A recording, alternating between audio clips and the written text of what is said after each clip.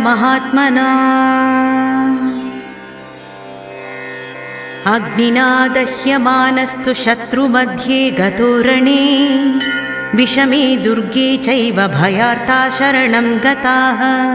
न तेषां जायते किञ्चिदशुभं रणसङ्कटे नापदं तस्य पश्यामि शोकदुःखभयं न हि यैस्तु भक्त्या स्मृता नूनं तेषां सिद्धिप्रजायते ये त्वां स्मरन्ति देवेशि रक्षसे तान्न संशयः